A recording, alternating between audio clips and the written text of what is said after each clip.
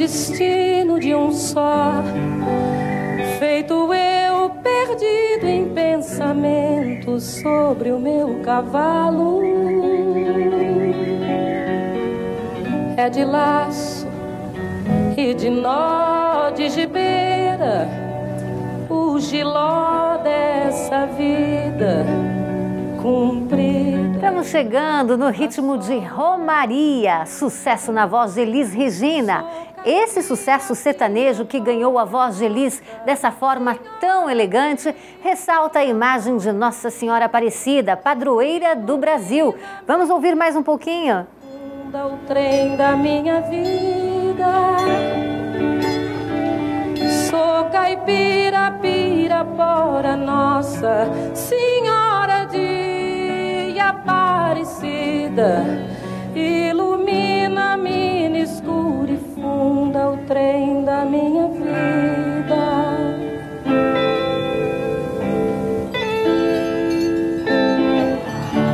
O meu pai foi peão, minha mãe... E a gente começa este feriadão assim, ao som dessa voz melodiosa de Elis Regina. E neste feriadão de 15 de novembro, a nossa equipe saiu às ruas para saber se a população lembra quem proclamou a República. A gente vai ver que o brasileiro anda bem esquecidinho com datas assim. Também vamos falar do 6º Festival de Artes Marciais, que começa no próximo dia 21, aqui na Unicesumar, evento que está sendo organizado pelos acadêmicos do 2º ano de Educação Física. E já que as férias estão se aproximando, é hora de planejar a viagem dos sonhos, com um roteiro de turismo que possa caber aí, olha, no seu bolso. E ainda você vai conhecer o cantor sertanejo que trocou o futebol pela música. E neste feriadão prolongado é dia de curtir com a família uma agenda recheada de opções de lazer. Tudo isso e muito mais você acompanha em instantes aqui pela TV Unicesumar e também pela RUC FM, no programa que é feito por mim, por você, por nós no Comunidade do Conhecimento.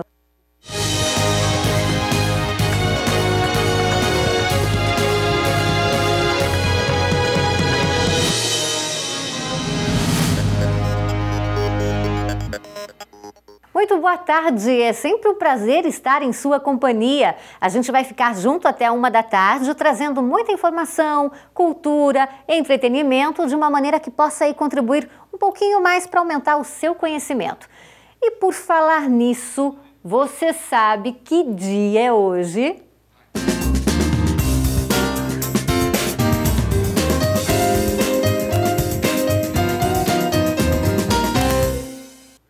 Ter um dia de folga durante a semana é sempre uma delícia. Muitos aproveitam o feriado para descansar. Já outros preferem fazer aquela corrida no parque. Mas será que a população sabe que dia é hoje? Programação da República? A proclamação da República. Proclamação da República. Dia da Proclamação da República. Essa foi fácil. Mas será que as pessoas sabem quem proclamou a República? Agora você me apertou, hein? Não vou conseguir lembrar. Agora você me pegou, hein? Não sei. Dia do Tiradentes. Ah, meu Deus, sumiu. Você pegou eu de surpresa agora, menina. O feriado do dia 15 de novembro vai muito além do que o descanso e o lazer entre amigos e família. A data tem um significado importante na história de nosso país. A gente tem que primeiro pensar que a reproclamação da República do Brasil tem aspectos muito diferentes, singulares, próprios. Ela é fruto, a proclamação em si, o fato da proclamação, de uma queda de uma estrutura de poder instalada na monarquia, sustentada pelo trabalho escravo. A ruptura desse trabalho escravo gerou uma mudança também nas forças políticas do país. Nós tivemos uma mudança também na conjuntura de poder associada à monarquia, ao império, desgaste do regime monárquico, a ascensão de grupos políticos sustentados, por um lado, por uma força econômica agrária mais empresarial, que buscava, até mesmo na própria cidade, sediar suas intenções políticas. Por isso que a cidade cresceu muito na República Velha e depois também no período Vargas. E essa proclamação da República tem um dado que todo mundo conhece, às vezes aprende no banco escolar, que é um fato. Ela nunca acontece como uma força social de grande proporção, a massa, que gerou a República. Ela nunca é a grande mobilização social que promove a mudança do regime. ela foi uma força de grupos da elite, de um grupo de oligarcas, de grupos mais associados ao poder, que se reorganizaram, fizeram uma recomposição e proclamaram a República. Então o povo, de certa forma, não participa dessa mudança. E a República teve, ao longo da história brasileira, muito mais autoritarismo do que participação popular, muito mais imposição do Estado sobre a sociedade do que uma mobilização popular em prol da democracia, do interesse mesmo de grande parte da sociedade. As próprias constituições brasileiras, né? A Constituição de 1988 está completando 25 anos. É a nossa grande Constituição democrática. Talvez uma das poucas, ela de 46, que foram efetivamente democráticas. Foi através da proclamação da República que nasceu a democracia. Mas, segundo esse historiador, ainda há muito para chegarmos à verdadeira liberdade. A nossa República democrática, popular, ela ainda é muito infantil, ela é muito imatura. Por isso que as nossas mobilizações sociais carecem de projetos. Por isso que a nossa ação política ainda tem consequências. Eu aposto numa República de futuro, mais capacitada a representar o interesse popular, mais voltada aos interesses da massa. Mas para isso a população tem que se habituar com o poder, com o Estado. Então essa República está engatinhando. Ela é muito novinha ainda, para se dizer que estamos vivendo um período republicano, democrático, representativo. Mas ela é importante. A democracia tem seus tropeços, como toda criança que está aprendendo a andar, cai, se machuca, mas uma hora ela vai amadurecer e a gente tem que oportunizar isso através da representatividade, da organização institucional, ou seja, o Estado tem que ser invadido pela sociedade. Aos poucos a gente chega lá. Bom, e para falar um pouquinho mais para a gente dessa data tão importante para a nossa República, é que eu recebo aqui no estúdio hoje o professor e historiador Reginaldo Dias. Muito boa tarde, professor. É um prazer recebê-lo aqui no Comunidade do Conhecimento. Boa tarde, Adriana. O prazer é meu. Professor, a gente viu na reportagem, causa ainda estranheza o fato das pessoas não lembrarem quem proclamou a República e o significado dessa data que foi tão importante? Quanto ao nome do proclamador, não há nenhuma estranheza. Esse é um fato até comum. Entre os heróis nacionais, as pessoas se lembram com mais frequência de Tiradentes, que também é um herói republicano, né? Agora, a confusão quanto à data, essa chama mais atenção, porque o 15 de novembro ele deveria celebrar a proclamação da República, é entendida como o regime da soberania popular. Então, em tese, seria a partir de 1889 que nós teríamos um regime político em que o povo é o soberano.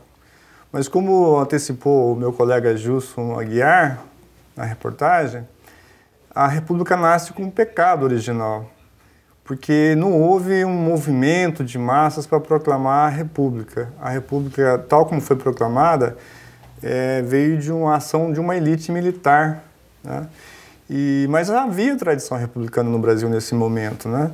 Até o fato de o Tiradentes ter sido escolhido como principal herói republicano nos indica o fato de que mais de um século antes da proclamação da República, e mesmo antes da independência do Brasil, em 1822, já havia movimentos republicanos no Brasil. A Inconfidência Mineira é um movimento republicano.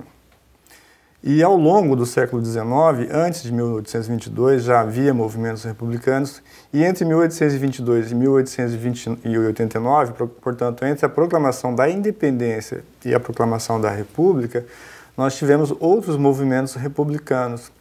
A partir de 1870, especificamente, nós temos a fundação do Partido Republicano no Brasil, e nos grandes centros havia uma efervescência de ideias em favor da República. Então, uma descoincidência. Você tinha uma cultura republicana no Brasil em crescimento, mas a forma como o movimento foi realizado excluiu o povo. Isso vai marcar o nascimento da nossa República, e em que nós teremos décadas de uma república em que o povo não exercia sua soberania, que contraria a ideia de origem, portanto, né? A República Velha, tal como a chamamos, que vai de 1889 a 1930, é um período em que, por exemplo, você tem até uma diminuição da participação eleitoral se comparada com algumas fases do Império, quando o regime era monárquico, e onde vigorava a fraude eleitoral, né? Então, o povo não tinha uma participação efetiva na condução dos negócios de Estado. Por isso mesmo que o povo resolvia as coisas por ação direta. Houve muitos movimentos nesse período da República Velha, mas quase sempre do povo em confronto com o Estado, porque o povo não se reconhecia nos governantes, não se reconhecia naquele governo, nas instituições, né? Então havia mais choque do que um mecanismo de o povo se expressar por seus representantes para que esses tabulassem as soluções. A democracia chega ao Brasil mesmo em 1946. Foi a primeira Constituição Democrática Brasileira que foi interrompida em 1964, tivemos um período longo de ditadura. E agora não, eu concordo com o Gilson também quando ele diz que a Constituição de 1988 é a grande Constituição Democrática. Nós temos 25 anos para comemorar, comemoramos agora em outubro deste ano, né? Porque ela trouxe enormes avanços democráticos e até ampliou a ideia de soberania popular, porque, diferentemente das constituições antigas, que se iniciavam com a máxima de que todo o poder emana do povo e em seu nome será exercido, a nossa Constituição diz que o poder emana do povo, mas é com o povo que deve ser exercido. Então, o nosso ordenamento jurídico hoje, ele está repleto de princípios democráticos para que a gente participe da política, para que a gente se expresse, fiscalize, divida as responsabilidades com os governantes, participe da gestão da coisa pública, né? Então, nós temos inúmeros mecanismos de fiscalização, de participação. Isso tudo também está traduzido na extensão de direitos, porque ao longo da nossa história, nós tivemos direitos políticos muito tolhidos por ditaduras ou por fraudes, como havia na República Velha. Isso também encolhia a expansão dos direitos sociais, o direito à saúde, o direito à educação. A Constituição de 88, ela consagra tudo isso. Por isso que ela é amplamente democrática, ela consagra o direito político, mas ela garante, ela reconhece a legitimidade dos direitos sociais e institui mecanismos para que a gente participe da conquista e da gestão desses direitos sociais. Eu sou muito otimista com o Brasil porque a nossa Constituição, ela oferece essas ferramentas. Sem dúvida. Professor, muito obrigada pela sua participação aqui no Comunidade do Conhecimento. Foi uma aula de história num dia tão importante para a democracia, para a República do nosso país. Muito obrigada. Eu que agradeço. Bom, eu conversei com o professor Reginaldo Dias, ele que é historiador, sobre a importância do feriado de hoje, da proclamação da República. Agora o Comunidade do Conhecimento vai para um rápido intervalo, mas não saia daí que a gente volta já já.